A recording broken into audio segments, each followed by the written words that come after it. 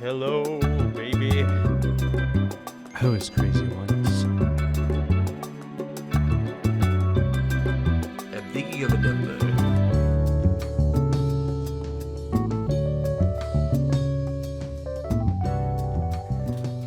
I consider myself a student of Okay. of so many things. You know what I mean? Like, Ethan Wong, present and accounted for. That's me. I'm in the back with a fucking dunce cap on. I'm the Don't they- dunce. Do they put the dunces in the back? I thought they put them in the front and they face the corner because like it's supposed to be like a humiliation thing. I thought Oh, they I face guess that makes sense. towards the I think it's worse when you face towards the class. Kind of sad that they take the dunces and make it impossible for them to pay attention to teacher.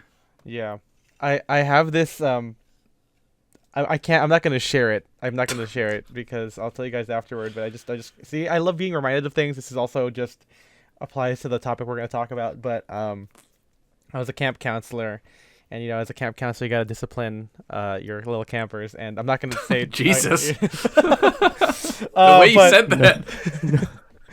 And I'm gonna I was like, I think I did like a dunce cap thing, and it's kind of like, I think in the moment I realized, is public humiliation good actually? But Yeah. I haven't, well, I'm a student of life and of everything, but I haven't been in like a classroom. I don't know how we discipline kids anymore. Do you make them, I must not tell They lies? probably fucking give them the woke award or something now. If you're bad, Yeah, look at give this them a kid. little He's ribbon woke. that says "I am woke." the zero Riz ribbon. Yeah, exactly. Oh, zero Riz. That's Have actually you guys the seen worst one. the Negative Judge Jack social things where he's credit. wearing like a blue ribbon that's like botted likes award or something like that? No, I don't know what that is. Well, that's what we're giving kids these days. Okay. What the fuck is up with In kids these class, days? they sort you into houses like Hogwarts, but it's like, are you a Chud Jack? Are you a Chad? House Are you- skibbity. Yeah, exactly. Hell yeah. I love Skibbity Toilet. There's a good picture of Ivan, and he's holding I think he's holding like a pop thing. I don't know if you guys saw it, but he's like, oh! He's like doing a little Yeah. soy face action. Not to Okay, out how about- Ivan on the podcast here, but How also, about this on stream? you meet him in real life. You're going to see it. Anyway, yeah? I'm gonna What? see it. How about this on stream? We just watch all of Skibbity Toilet on stream. Yeah. It's like mean, a this is- 5-minute stream. Yeah. This is the last episode of the big time. Well, not specifically, but this is the last one of the year. So next That's year, right. we're talking Skibbity.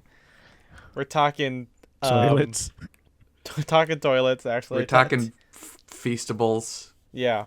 I don't know what else is on Old. the internet. I feel like this is like the last 2 years are the first years where I've like straight up been like old. Like I'm like not. You're I on the see beach things that on makes the you internet. old, but you're already old when you get there. So Yeah, but I'm seeing things on the internet. I'm like, oh, this isn't for me.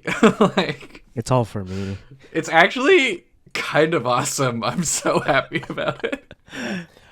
I know this is coming out later than this event, but apparently on November 14th, Throwing Fits is having a party. Oh, I guess that's what I'm doing Thursday now, so that's on the list Stay. at Mohawk.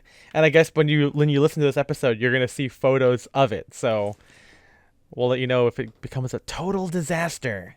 Mm-hmm. Disaster. You guys are no. I mean, Spencer wouldn't know what that is, but that's a little thing I like to call Happy Slip. Filipino American okay. sketch Slip. series with one person. Going back to the child disciplinary thing, did you guys ever have like the wall, like where, so there's this, we have the big building and it faces the playground, and so if you were, if you did something, you would have to, you got 5 minutes on the wall, so you have to Oh, sit there back against the during- wall. I and feel you like we just, maybe you just had watch, that. you just watch everyone having During fun out recess. there. During yeah, recess, you would yeah. we would have the wall, and you would get your name on the board too. So it's like, Oh yeah, your everybody name is on the knows- board with the time of how long you're gonna be on the wall. yeah. So it's like if it says like Ethan 5 and then MJ like 10 and then so on and so forth. And Spencer, you have a whole hour on the wall actually Yeah. because you're the worst one. Yes. It's just blank because you get the whole time on the wall. Yeah. It's There's no time limit. It is the whole time elapsed of recess. And that's kind of like publicly Yeah. it's like public humiliation. It's like the stocks kind of, right? That's the whole like you're on there and you're just like forcing everyone. I mean, I guess us kids, we're not the other kids who are free to play, they're not like throwing tomatoes at you at the stocks. Are we or stealing whatever. like bad kid valor right now? I was such a goody two shoes. That's actually also true actually. Yeah. Did you guys get like moved around like the seating charts because you talked to your friends? No. I was so polite. I don't know what that is. Okay, just me. When they say goody two shoes are like bad kids, is it because they're only wearing one shoe? Because they're and Like is that a like cartoon? and is that also like kind of like socioeconomic like oppression? Like oh you're Yeah. a bad kid because you can only afford one shoe. Like you're Yeah. destined to be bad because you're too poor. or Yeah. Maybe this whole class thing was a bad idea actually. like, yeah, or your shoes were like not new or like like not in Oh, good yeah. shape. So you do have two shoes, but they're just Well, it's Bad goody two two shoes, shoes. baddie one two. What baddie one shoe? Betty 1-2? I'm gonna write that down. Write it down, baddie one two. Yeah, Yeah, there. Okay, that's going in my next suit actually. that's good. Betty. Hey, suit supply. Hey, Atelier Fugue. We're gonna put this on there. how do you We feel We should do about something- I monogramming haven't socks? seen the new Yeah? suit supply stuff, but I guess we should talk about maybe this could be in our freeform episodes next year. But man, I guess we need to talk about their fucking rebrand. upgrade. Yeah, and their crazy rules that we shouldn't really know about. We can't really talk about those things. Maybe but whatever. And we're all teasing what the next year is. We're excited, guys. It's not there's not going to be as much. We're gonna have instead of one topic, we're gonna talk about a bunch of stuff, and Yeah. we're also gonna be It's careful. gonna be a not grab to- bag. Yeah, Rapid we're also fire. gonna make sure that we don't talk about too much in the first episode because we still need content for the rest of the whole thing. Yeah. Anyway, guys, welcome to Sound Direction, a Menswear podcast without the stuffiness. Last full episode of the year. Welcome. I am Ethan M. Wong. I'm Spencer DSO. And I am MJ. Thank you guys for being here. And You're it's welcome. funny that this yeah okay. What's funny is that this topic kind of fits in with the last episode of the year. I think it wasn't going to be this. It was going to be outfit repeating, which also would have worked as like a nice end cap to this second or third Saga. season of Yeah. Style Direction, which lasted like 2 years or 3 years. But today we're going to talk about all the things we learned from menswear, specifically, or I guess more in depth, of the non-specifically menswear things that we've learned from being into this little hobby. Because I feel like if there's been a theme of the last couple of years, it's been that we've kind of dived into like our philosophy and our approach to life and creativity and how we've progressed. And I think a lot of that is due to 10 or so years ago, at least for me and Spencer, getting into wearing ties and sport coats and hats, and how we're all fuller people today because of it. Because And of all the fucking food we ate. yeah, clothes food. Yeah. I'm eating clothes. Yeah, eat this. Yeah. Eat my shorts. Actually, Bart Oh, Simpson, man. El Eat my Barto. shorts. Yeah, Barto? Cowabunga. Hello, Bart. Hello, That's good. Bart. Thank you. We'll just do a whole episode of Simpsons impressions. Yeah. Oh yeah, Spencer, could you do one of your favorite ones? Actually, the best one. Yeah. Okay. Lisa. And then he goes, but Dad. That's kind of like Marge, but Lisa. Howby. I can't even do my voice. Howby. I was just saying. I don't know if Marge. it's. I don't know if it's because. I don't know if it'll show up, but because we all have like noise suppression on, kind of, or Discord does that. When you get scraggly, it distorted it even crazier, Spencer. Obviously we're recording and going to a different thing, so it's like the people at home are gonna hear it normally, but we heard There's it. probably fucking going to be like crazy. an episode about this in like 5 years when they like catch up to like, I don't know, like 2019 culture or something like that. Yeah. And they're like an episode of The Simpsons where they all start hanging out on Discord and Marge sounds fucking crazy. Yeah. Yeah. It's sad. Like, I don't know. I'm not trying to get too off topic. Every time I watch a clip from New Simpsons, it's sad. I'm like, you're all dying. Aren't we all? Yeah. Yeah. Hey Peter, isn't Family Guy still going too? Family Guy's going strong. Family Guy's good actually. Yeah. But anyway, the impetus for this episode was a couple months ago, I think, or maybe it could have been a year ago. I can't find it. It doesn't matter.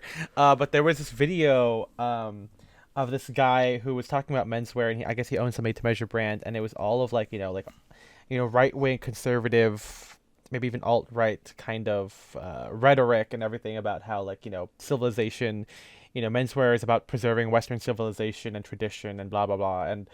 And that's not something that's new. Obviously, there's been a lot of YouTubers over the years who have done stuff like that. A lot of blogs, and and unfortunate people that we've met have also had that kind of philosophy. And it always stuck with me because I've had like the opposite thing happen, where instead of like reinforcing, specific like Western or imperialist values, and like diving deep into like this like kind of like rigid, pragmatic, very like social Darwinism kind of approach here. I feel like I've really opened my mind and become a lot more progressive, to the point of going off, not off the deep end per se, but like just go, whatever, going to the left where menswear has been kind of a big factor into that. And and that's what made me say, hey, we should like talk about like how menswear has taught us in that way. And of course there's other stuff too, but like it's just so interesting. I mean, if you guys have listened to our 2-part interview with Young Chomsky, I think that's also a good indication there, where we're also, I kind of shared how surprised I am. We're all, it's, I don't know how you don't get more progressive or leftist or whatever, or also just like expand your mind into like expression and art and seeing clothes as like this kind of this mode of, this medium of reflecting yourself and your values and everything like that. And I guess these people do that too, but it's just so interesting, and that's why I wanted to talk about it on this podcast. And just because menswear is really just more than just putting on a suit and tie to go to work, especially if you are younger, and especially if you are working in a creative industry or you don't really have an office job. It really is just this other area of creation. And so that's what we're going to talk about today on the podcast. But first, let's talk about like the really basic things that menswear has taught us. And I think number one, it helps you, being into menswear helps you buy things better. Oh yeah. I think I mean, at the very least, you're more critical about stuff, And it's about everything. Yeah. I mean, you go at the very least, you go from being, oh, I need a shirt. So you buy any shirt from JCPenney to like, okay, I need a linen camp collar shirt because I want something casual and it's summertime and I need this, I want to be able to wear it untucked. I want to have a retro vibe or whatever. That's kind of the biggest thing there. It just teaches you to be more intentional with your purchases. Yeah, and it teaches you, I don't know, about attention to detail in a way that I didn't appreciate before. It teaches you about quality. And obviously the things that mean quality in menswear don't necessarily apply to everything else out there, but I don't know. I feel like it gives you a relatively good eye to appreciate and to notice quality in other things. Yes, no, absolutely. Yeah. It's kind of funny. I mean, when you apply that to everything else, and we'll get into it later, but like you start to be like, oh, what else can I do this with? Mm-hmm. And this is why, I think one of the unique things about the podcast and about the blog and just us is like, we try and use similar approaches to other things that other guys might be very, how maybe you'd say, hyper fixate on, or something that they are obsessed with. Obviously we're all three of us are nerds. Spencer and MJ, you guys built the computer. MJ, you helped me build, or you practically built my computer, and like it all starts with like going, okay, well, what do you want to do with your computer? And like, okay, well, I want to play these video games. I don't want it to be slow, blah, blah, blah. And that requires certain things. And whenever I talk to other people, and we've mentioned this before with episodes on like menswear evangelism and like getting people into it, but like by making it frame in that kind of like context, people I think get into it more. And I would never have thought about that unless I got into menswear and go, okay, well, when I'm buying a Star Wars action figure, I don't want something with like no articulation because that's dumb as hell. But I want to be able to move the hands and arms, and okay, so I'm like, okay, well, I need that kind of action figure. So it's the same thing with, I want a sport coat with three roll two and soft shoulders or whatever, patch pockets. It's kind of the same thing. So overall attention to detail is like one of the biggest and most the simplest things that getting into menswear, fashion, what have you, can teach you. But if we get to the kind of more progressive, or at least the kind of more labor focused aspects of it, those details come with artisan craft, and I feel like Yeah. that's a big thing where you don't just take things for granted anymore, and it's just things, you finally see why certain items are the price that they are, Mm-hmm. and and I guess it kind of reframes how you what is considered expensive, and or whether something is overpriced versus just a big price tag. Yeah. Yeah. And Like, yeah, go ahead. that it's also a big part of buying things that last. Because like I all three of us kind of have gotten into that mindset of like not necessarily cost per wear, but those Yeah. items with the big price tags. It's like it's worth it because of how long of a lifespan you can get out of it. Mm-hmm. Yeah, it's in order to get that lifespan, right? Things need to be made a certain way. Things need to have a certain amount of quality materials, and I know that quality is such a buzzword and it's really hard to quantify, but it's just like a well-made item with a good, not necessarily hard wearing fabric, but just a fabric that is durable, or just, I don't know, like, yeah, at the very least it's not cheap, or it's not flimsy, you know? And all of that kind of stuff really kind of plays into a little bit of like, at least kind of the political views I have, are just like the progressive focus on like on craft and labor. Like, we need to preserve this, like we don't need fast fashion. I mean, that's kind of like the biggest example of it. I know Derek has talked about the ires of fast fashion and how it affects everything, and even in terms of like thrifting and vintage clothing, right? We're gonna have a moment where at the thrift store you're not gonna be able to find relatively well made items for affordable prices. It's gonna be full of it's gonna be full of fast fashion. It's like it's Yeah. gonna be cheap clothes that will fall apart at the thrift store. It's so sad. It's already happening. Yes, everything there is like Forever 21, H&M and whatever. And I think a lot of people are, they mainly talk about the prices, right? Where it's kind of funny where like these things are like we've been cannibalizing the past, where like Forever 21 shorts that would have cost like $10 back in like 2014 are, I guess, vintage now, or like, obviously the current stuff, they don't make those anymore. And so like now they're being sold for like, 5 to 10 times their price. You go on Depop or whatever, and like, there's that whole, these like leopard print shorts from 2010 is like almost $100 now on on Depop or whatever. And It's people crazy talk seeing about people. that, but yeah. Well, no, it's crazy seeing, because it's like, we've been buying vintage clothes for like over a right. decade now. Hmm. I haven't really touched, like mall fast fashion stuff and about that long. But it's like I see people online who are like nostalgic for, it's like, oh man, remember in like 2013 when it's like H&M and Zara used to be good? And I remember like back then I was like, wow, this sucks. This feels bad. This feels like it's going to It's a fall race apart. to the bottom, right? But Like, that's now it's like, basically I guess that's preferable to what you have now, I guess. yeah.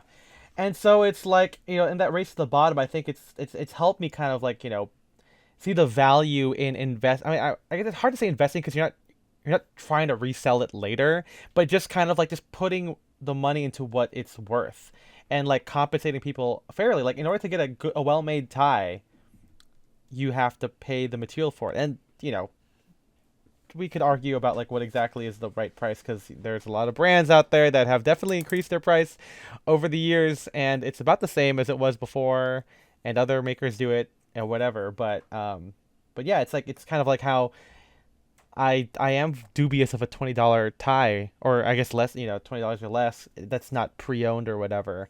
Um, like, I think when you see videos of people like making ties and like the materials and like printing silks and everything like that, like, oh yeah, I can see how this is a thing. And Yeah. and it's not necessarily about calling it like a luxury. I think that's kind of like what most people assume it is. And it's weird that quality is a luxury now. You know what I mean? Like that, Mm-hmm. I don't like that mentality. Before, I mean, we've owned vintage ties. They're fucking still here. Like they're Yeah. made well. The I have material stuff is from good. over 100 years ago, and it's like, yeah, sometimes there's like fraying around where you knot it, but it's like It's still there. Like it's it's still not like there. it's not fucking being torn apart. The threads aren't coming Yeah. like loose or whatever. And so it's like it's crazy how we've moved away from that. And so like that's kind of informed how I think about clothing and manufacturing and labor. And I don't mind, I don't spend, I don't buy $120 plus ties very often.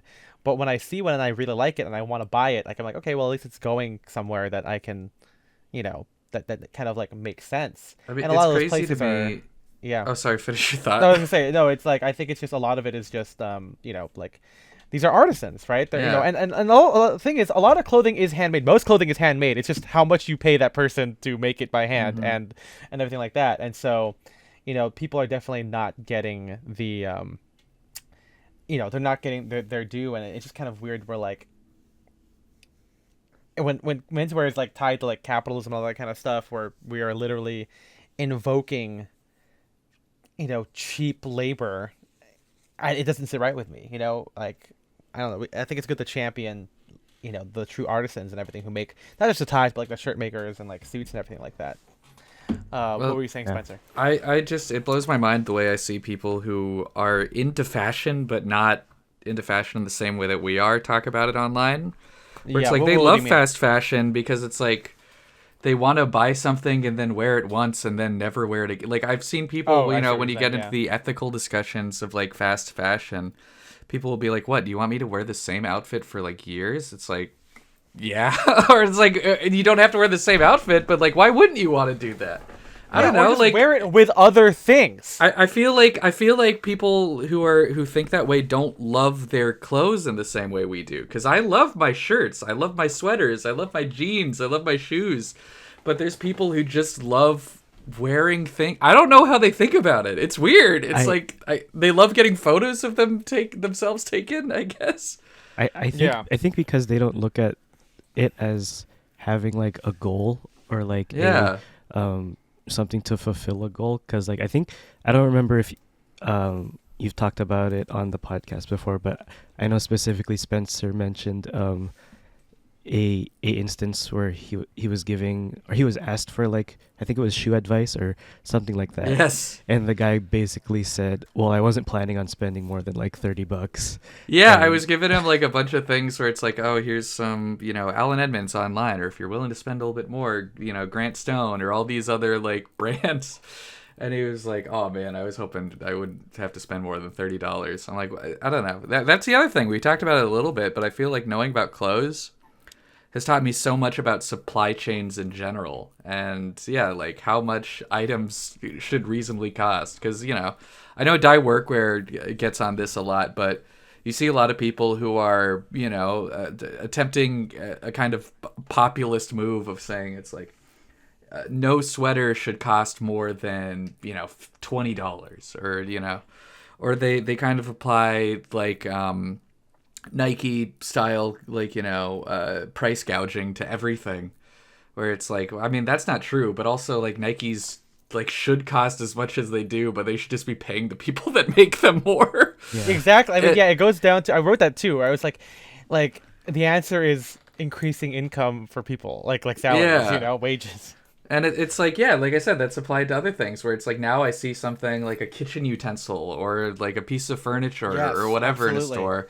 And I'm like, how is it that cheap? Like, that's probably not a good sign. Yeah, yeah. It's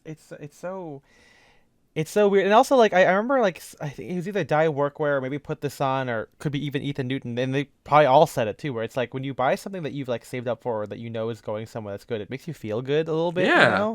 I kind of like, it's kind of like when you buy, like, we all don't really love fast food, but like when you get like a good meal and like and there's like a little story behind the restaurant or whatever, and I'm sure all of that's like marketing at some day too, but like it feels kind of nice. And sometimes you do, like, we have friends who like work at coffee shops or whatever, and it's like, yeah, it's like a $10 latte or whatever, but like I like the coffee and I like the people, I like get going here, so like why not support that? yeah.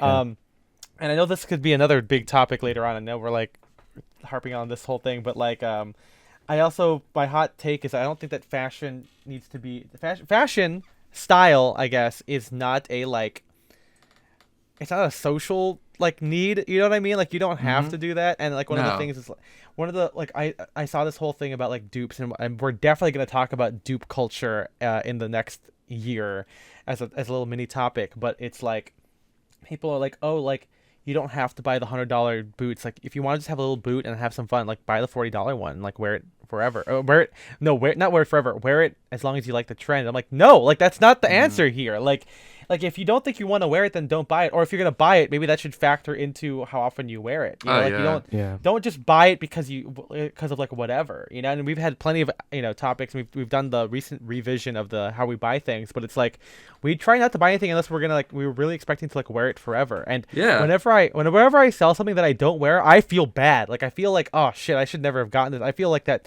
like it's not just regret. It feels like I let myself down, which is Mm-hmm. why Yeah. I try and sell it to like friends, because like I know that they're gonna enjoy this whole thing. But like yeah, I mean I feel like menswear has taught me like to kind of focus like supply chain stuff, labor, artisan stuff, and not just within menswear, or it's like adjacent things like watches, knitwear, fucking cocktails or whatever, but just like a lot of Mm-hmm. stuff that we interact with is being conscious of where the money goes, and all this kind of stuff, all the work that people put into these things, and the lifespan of the product, and trying to limit as much waste as possible, Mm-hmm.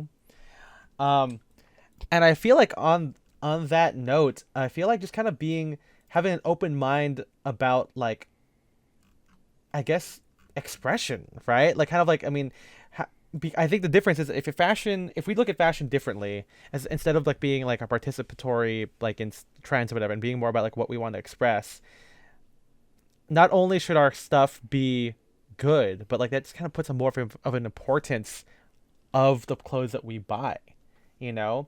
And when it comes to me about that, there's no like real true right or wrong unless we're talking about like a uniform or whatever. At least being into menswear has taught me there really isn't a right or wrong thing, because if the metric is if it looks good, a lot of things look good, you know?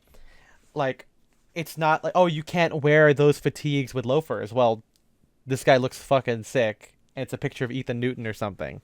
And like why can't you wear that, you know? Like fashion is about experimentation and finding what you like, how it applies to like the references that you've made, these connotations in your relationships to different parts in culture and society, and how your clothing either plays into or subverts that. Mm-hmm. And that's something that menswear, oddly enough, has taught me. That's why it's so weird to me how people like get reinforced in this very like conservative Western focused like suit and tie masculine ideal, when like there's so much that I love about menswear that's not even like crazy, that still is very expressive and experimental, and can get into feminine or subversive or casual while still using like a jacket and a leather shoe, Yeah, you know? absolutely. Yeah. I don't know. Yeah, it's made me very open-minded about art and expression in general, which I Yes. appreciate. I don't know. Now at this point, sometimes I like to play the grouchy guy,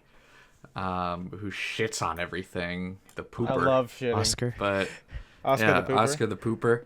But no, I don't know. I really do believe that it's like, hey, if you're trying to do something with your art, no matter what it is, if it's sculpture, if it's painting, if it's music, if it's whatever. If you're I don't know, if you have something that you're trying to accomplish, and you set it out, even if it's not something that I would have done or something that I love, I still think it's valid. I still think it's wonderful that we're out there creating art, because I think it's maybe it's the most beautiful thing that humans do. No, I definitely agree. I feel like I don't know, maybe you guys felt this way too, but like I feel like the pandemic really like exacerbated that idea. Like I'm single now, and so a lot of people like I'm going on dates, and people ask me about menswear, and there's always this kind of like script, because I'm obviously I talk about it on the podcast, I talk about it when people interview me, and the biggest part is that the pandemic, for a lot of people, like it kind of made them reinforce how clothing is societal, and it's like it's only like, okay, well, it's like an occasion focusing, and we're gonna get into that. But I always tell them like, well, I'm home. I'm not doing anything. It basically I'm a blank slate. So clothing to me is a way for me to fill that up. It helps me fill up life with, as you say, it Spencer, with art, with creativity. And it's not like a paint. I mean, it's not the same thing as a painting, but it's something that I can just do that makes something happen that I don't have to do. I think that's kind of like where art, the idea of art lies. If my day or my body's a blank canvas and no one's gonna say anything because I'm working from home, why not fill that with clothing? And obviously that's one reason why the past 4 years have been about diving into that philosophy and how we interact with it and how expression informs all of our choices. But in doing so, it has helped me gain such an appreciation for art and culture and just different mediums. Like I used to obviously music was such a big thing for me, and a lot of my philosophy on menswear is adapted from how I felt about composing and film scores and classical music or whatever. And but now I'm able to put those two together and like, okay, I've like expanded my ideas of like art and like not just liking it because like, oh, I like these shapes, but like now I know like why I love like the mid-century abstract expressionism of shapes, because I like the history that came behind it. Kind of like how I used to not like the 70s, but then like seeing like what that means and how it's transformed from like the the ivy and the mod of like the 60s, and then going to this very flamboyant thing, and getting an appreciation for leaning into like being a little bit sexy. Like there's a lot of these connotations and like art history rhetoric that play into menswear that goes into this kind of like cycle of me just opening my mind to so much stuff. And I feel like I enjoy museums way more now. I enjoy seeing different types of music. I enjoy, obviously, I think I've expanded my taste in movies and what I see, not just in the more free time I get to hang out with Spencer, but just because my mind has just been primed for it after all this time of getting into menswear. And I think that that's just been really, really, really cool. That I feel like if I wasn't to menswear, I might not have thought about this unless I took an art class or whatever, or was around people. But I, for some random reason, menswear gets there. But I guess based on our Discord, I feel like a lot of people have also moved in that direction where like there's a lot of people say like, oh, I appreciate maybe not art, because a lot of guys in the Discord already like art. And even if they like art, probably more than us, I feel like they've kind of gotten an appreciation for like high fashion and designer, which is I guess even closer to art in that way than classic menswear. And I think same thing goes for me. I can see the connotations to like an art, like true art, as opposed to just like clothes that you wear to cover your body, or like being vintage. So I think that's also one reason why I get along with some people on TikTok who are into like designer clothing, because I can kind of see this like kind of kinship and camaraderie over overall philosophy, even if our expression is a little bit different. On that note, I will say I feel like not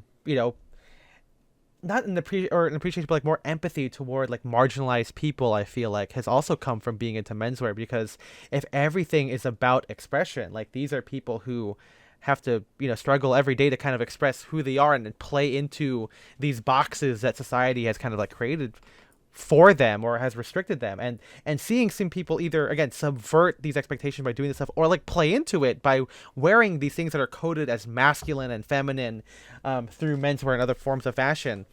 It's also incredibly eye-opening and really cool. Like I feel like I've always tried to be an ally for for a long time, but I feel like through fashion or through menswear has helped me get a better idea about it, and I think it's cool when a lot of people, who are queer have like messaged me and like be like, like they want to look more in some way. And I'm like, oh, well, and I tell them, okay, well, just like Marlon Brando, like that's really sick. Like if you want to just look, really masculine, and it's like, and why, like there's this whole history behind it, and then they kind of do that or whatever, or they just say that they've like really gathered that and like they found their style in vintage because it helps them express this identity of who they are. And I think that that's really cool. And obviously we do a very small version of that by cosplaying as ranch hands or bootleggers or Ivy League professors, but it's doing that first and then seeing how it can play directly into people's gender expression or overall expression in general has been so eye-opening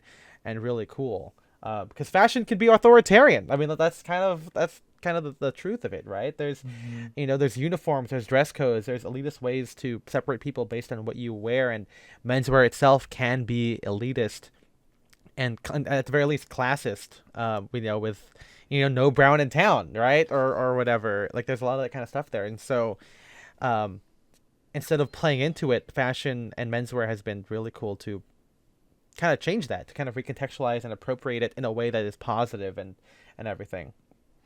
I mean, I like how appreciative menswear made me just for other cultures in general, like even outside of like art or expression or something like that. It makes me really genuinely sad when I see people online who see a different culture that does something different than they're used to, and they're like, just their reaction is like, oh, this is wrong, or oh, this is primitive and evil, and they must change and be more like us. Because I'm like, that's sad. That's a really sad way to view the world. And not just like look at all the variety and all the diversity out there and be like, wow, what an incredible planet Earth. What do they say on Comedy Bang Bang? The little blue marble we call Patoink-a-toink or something. What is it?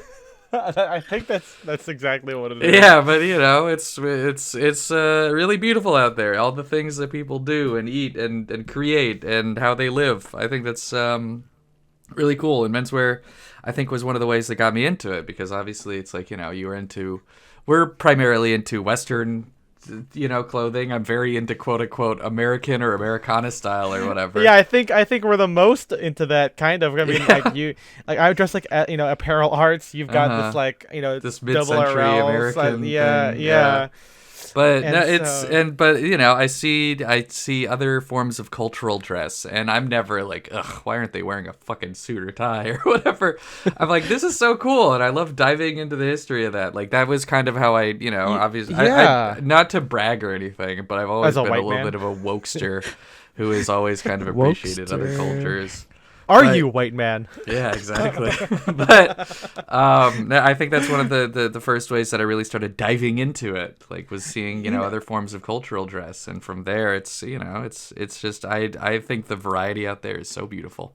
No, absolutely. I mean, I think, MJ has been really cool to wear his barong that his partner has given him, with like tailoring. I think that's like super cool, and that's in my head. That's like something I kind of want to get into as well. Although I'm probably infinitely more pickier about my barong, just because I in my head I have this idea. Whatever. If there's any Filipino artisans listening to this and who would want to make me barong, I will also pay you for it. We just need to work together and we'll fucking make this shit. All the Philams in like LA area, we know you're Hell here.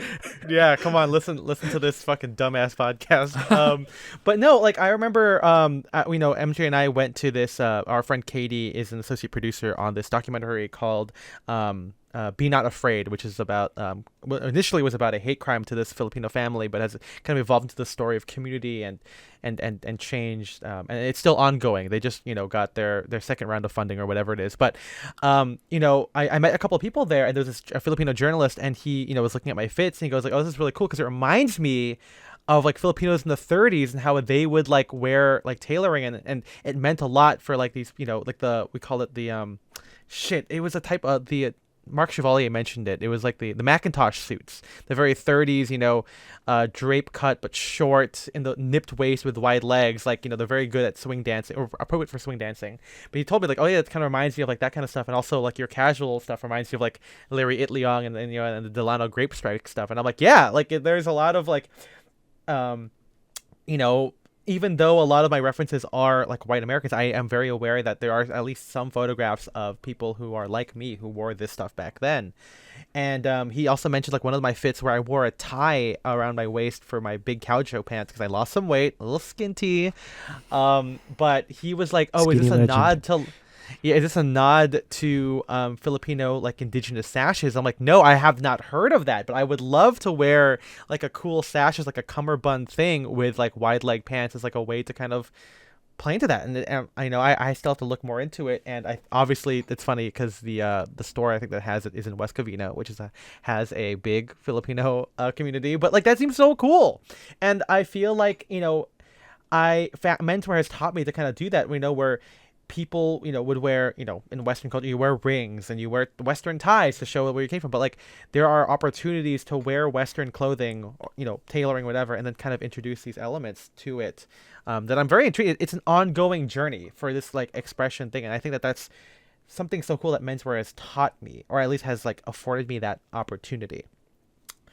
And again, as someone who's Asian American, I feel like as over time, as all this stuff kind of comes together with labor, with culture, and everything, it helps me become more aware of my expression, not just in terms of formality or even cosplay, but like what does it mean as an Asian American to wear this stuff? We've obviously had the episode about being Asian American with our friends Aldris and Jason, but it's again, like I said, it's an ongoing conversation, and like we know what that means and what it looks like, and I'm just excited for it. It's to kind of quote Spencer, really, it's kind of boring to kind of be so oppressive about it, and I just don't get how you can be into this rich, history of menswear where yes, it is Western focused, but there's still a lot of people who have worn it who were not white or Anglo, and to kind of be a part of that tapestry, and thankfully now with the people I've met, it's also very clear that we're not the only ones, and it's it can feel like that when we're just here in LA in our little bubble, but like around the world there's so many people. Um, and I guess on that note, we can talk about how menswear on a broader scale has helped us see the importance of like community in general, and like Yeah. having friends. Like that's kind of Having that's, like, such a friends, big having thing. hobbies and stuff like that. And obviously, I'm sure if I wasn't into menswear, I would still end up having hobbies. But And I friends. feel like menswear has led to so many, yes, and friends, I guess, has led to so many of them. It's kind of just given me those things, which is so nice. No, I mean, it's what's really funny about that this particular subtopic is traditionally, right, like your clothing was for your workplace, and as we've kind of just kind of has changed, and the digital culture has kind of like almost removed opportunities for friendships. I feel like it's made us all kind of like dive deeper into it, like we all like you starting a film club to see your friends to do this, you do AMC A list, trying to make a regular, I mean, trivia every week, stuff like that. And kind of the importance of making these things, these relationships happen, and seeing how that informs your clothing has been such an eye-opening experience for me as well. And I wouldn't say that it's forced me to change how I wear. In fact, I feel like it's made me dive into um you know what it means to be me, because my friends are such a positive force and everything, where it's another blank canvas, so it really is like about like what you want to wear. And I think what menswear has taught me is like those things, friends, hobbies, community, whatever, that has a more profound relationship on your style than the job that you have, Yeah. and that might be a new thing in the history of the world, but it's definitely something that I like to see moving forward. And I never would have thought about that without menswear. It's weird for me to think of like if I never got into this, like would I just wear like an H&M suit like forever? Like I mean, I guess that's one way to keep your fast fashion for as long as possible, but like I would never have thought about literally any of this, or maybe like how much my friends factor into like my style, or maybe it would be the negative version where I just dress like my friends do or Hmm. whatever, you know. Yeah, I think it's going off of the H&M suit. I feel like if you've gone that far, the only way is to keep going than to just stop there anyways. Mhm. Because I mean, again, like you said, you would have just ended up not being into fashion, instead of just like staying within like the mall brands or a fast fashion like wardrobe, I guess. Yeah, it's just, I don't know, like I feel like I love my friends more because of menswear, you know what I mean? I don't know if that's just a weird reflection on it, but like I feel like that's just so interesting to me. But like Well, because I think also yeah. the the friends you have, even that aren't into menswear or fashion or whatever, are Yeah. still like like you don't get bullied for it, or like you know what I mean, like Yeah. like Yeah. they'll still say like you look nice, or like that they like your style even though they're not in it. So they're still encouraging in a way, for you to Yeah. keep doing it rather than to, oh, like Ethan's doing his weird. Well, maybe they do say weird menswear thing, but it's like not in like I think they actually do say that. Every time I walk in with a fedora, I'm like, "What's up, guys?" They're like, Yeah. "Oh boy, look at this guy."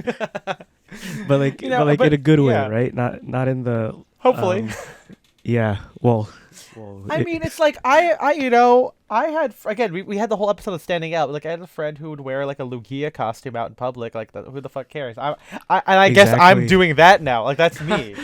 I bet you that person has grown out of it. I mean, I don't know. I haven't seen that friend in a long time. They were more of a high school friend, but it'd be funny if they saw me now and they'd be like, "Oh, Ethan's weird," and I'm like. But no, I think like to see how much a positive force can affect how you dress and how much you get into it has been so.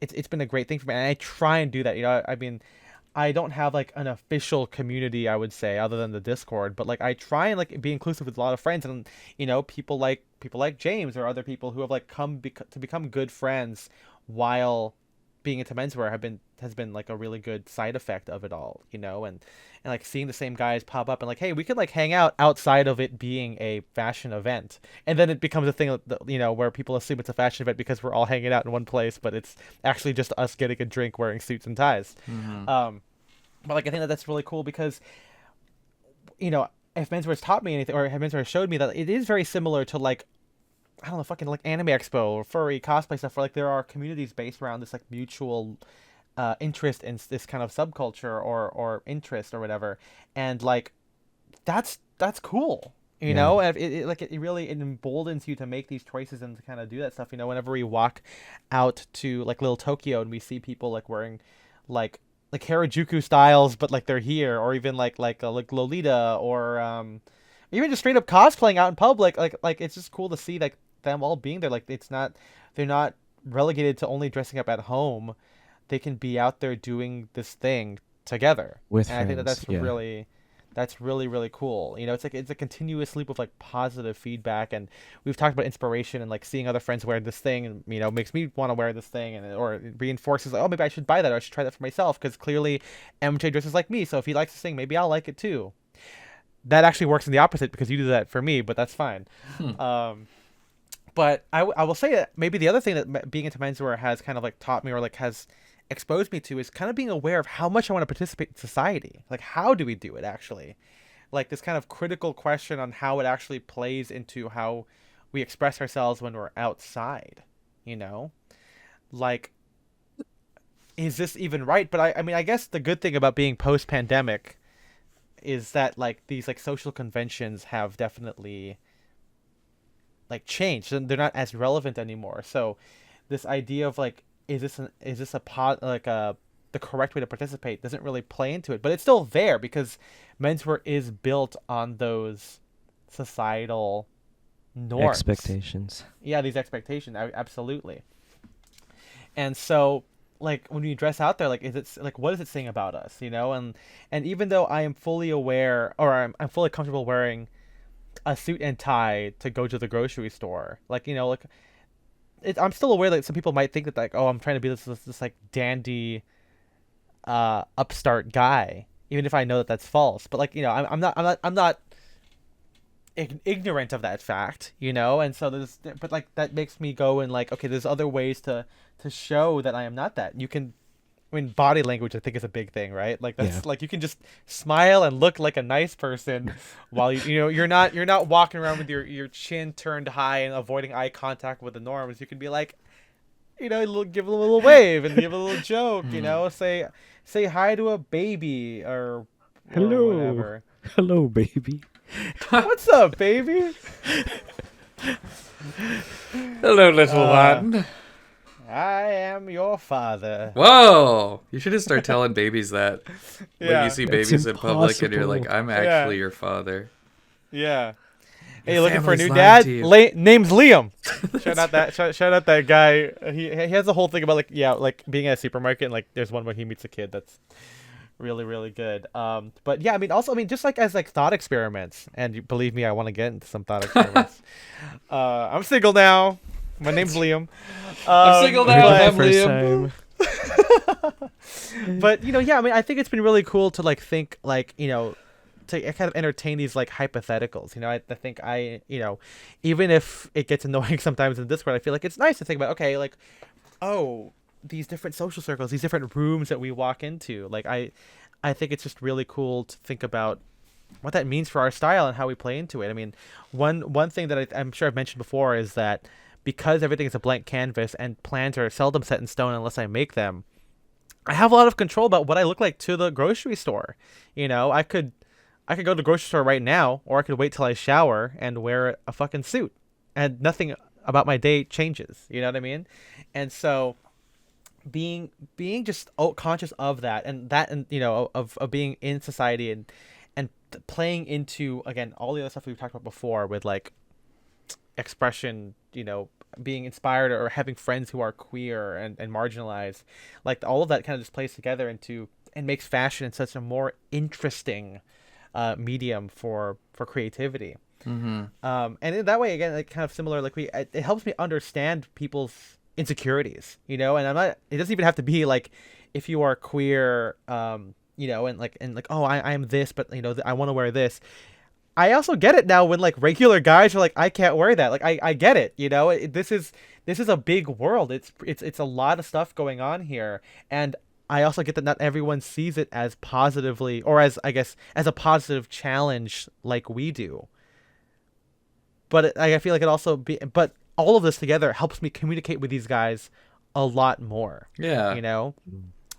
Like it's, you know, they go, oh, but nothing matters. I'm like, yeah, nothing matters, dude. Like, let's have some fun. Yeah. Yeah.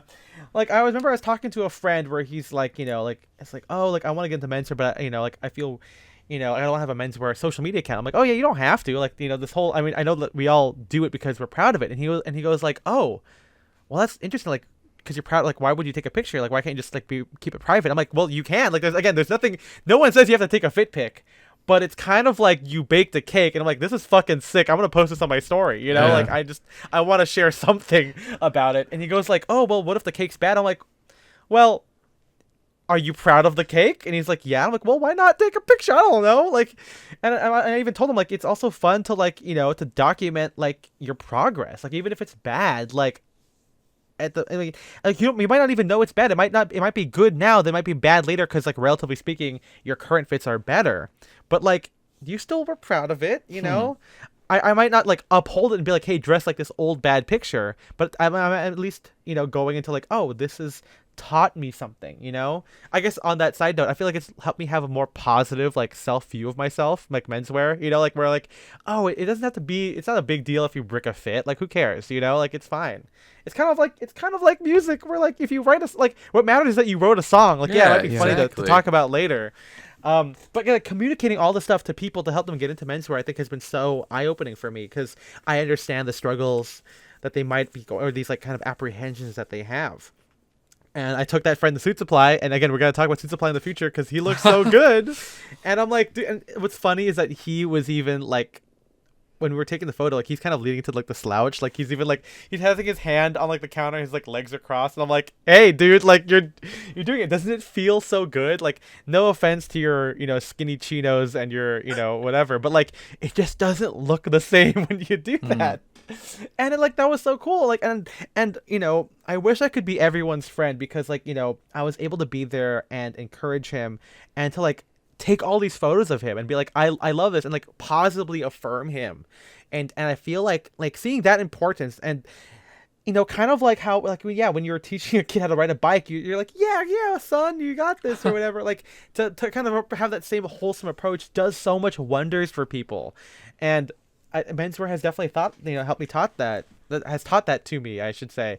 And like, you know, when I went to Alfargo's, like I said, like, you know, you put on something cool, you're trying on something, and maybe, you know, this tartan jacket's crazy, and then you get like Elias or Stefan walk by and be like, sick, you should buy that. Like, and yeah, obviously they run the show, but also like having that positive affirmation from someone who is in the know and who is also a stylist person. You know, it's like as if like John Williams would be like, hey, that's a good piece. I'd be like, holy shit, like, yeah, hell yeah, you know.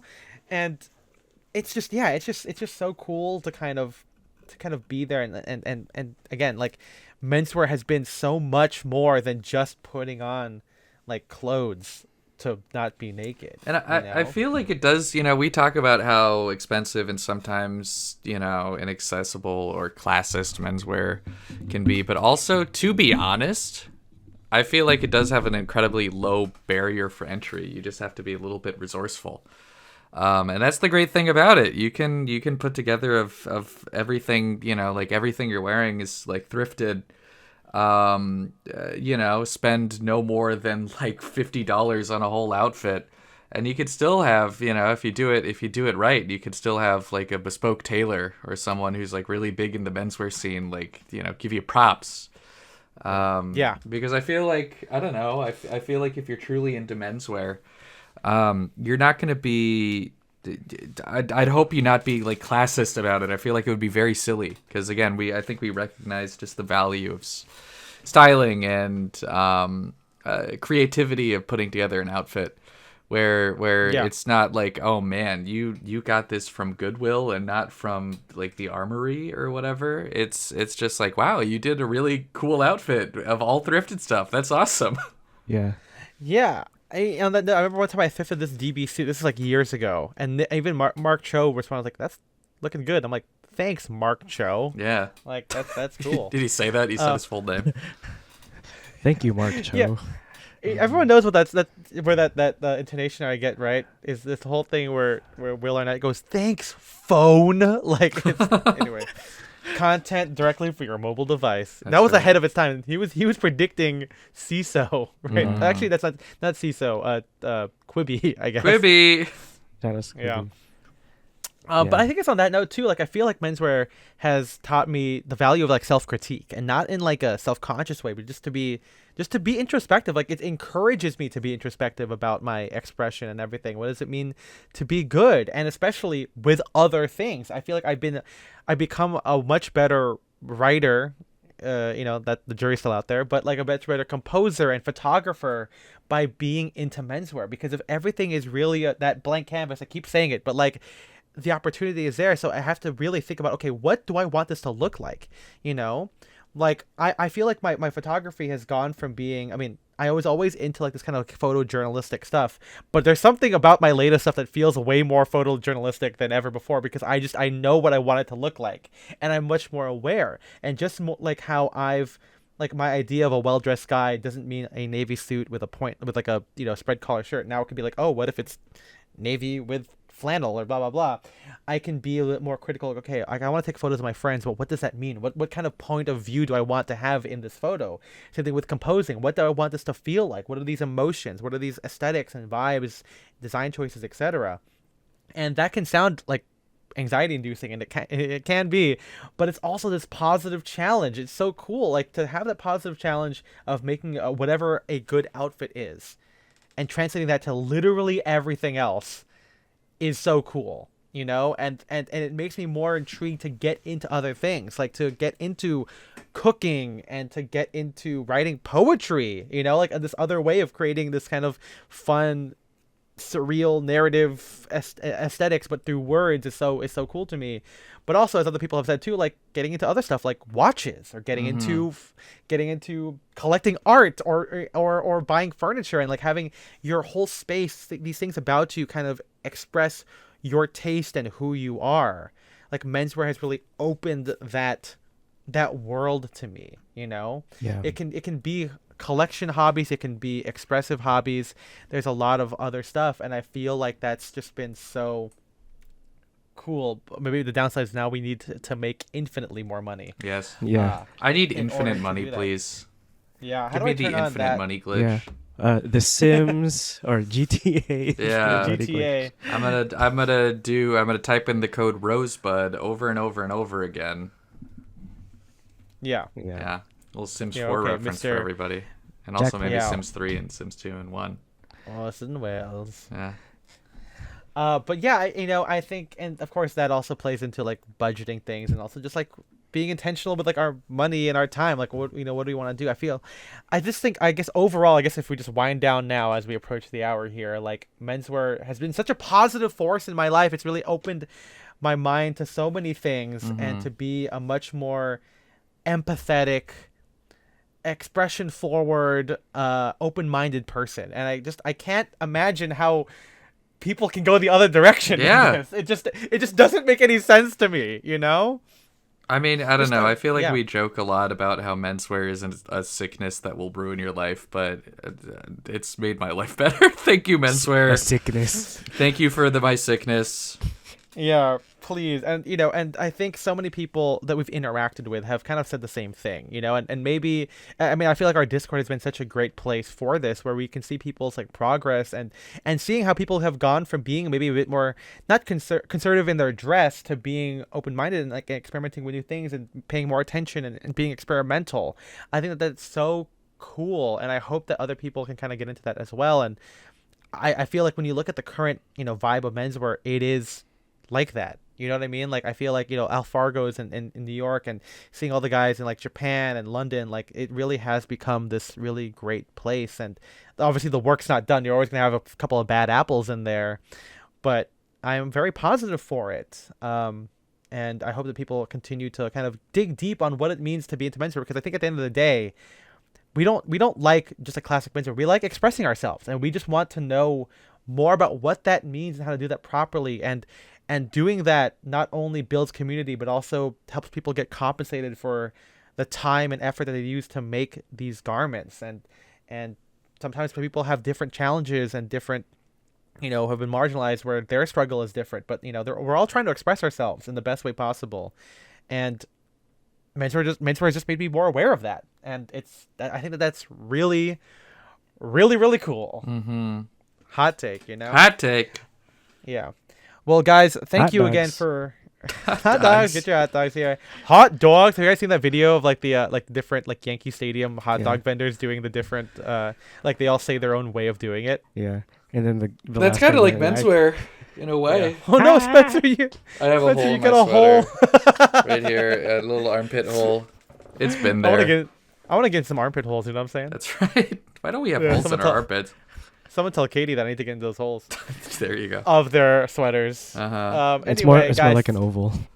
yeah, believe you me, because I've seen a few ovals in my lifetime. Just a I'm not an couple. oval. Yeah, just a couple of them. I would love to see multiple at the same time. That would be crazy. Yeah. Anyway, guys, thank you guys so much for listening and being a part of the Style Direction podcast. Again, next year, new format. It's gonna be a lot kind of like this with different menswear topics, and we encourage you guys again to DM us when stuff happens. Like if there's something that's going on during the week and you want us to record it, because we're going to be doing this as like more of like just casual conversations of whatever's on our minds about menswear. Please send us stuff. Feel free to comment and DM us on Style and Direction at Style and Direction, all spelled out on Instagram. Feel free to do that. And of course, if you want to directly do that, go to patreon.com/Style and Direction. $5 a month gives you access to our Discord, where we do try and ask guys what we should talk about. That's and right. We're definitely going to lean into that way more. We also do cover movies and other bonus stuff every month. And so definitely, join $5 a month at patreon.com/Style and Direction. The $10 tier is nothing special. It is totally optional, but we do get to thank you by name at the end of each episode and blog post. MJ, who are we thanking? Our sidecast fanatics are Shane Curry, Philip Gregard, Henrik Wilberg, Mason Ritchie, and Alexander Batten.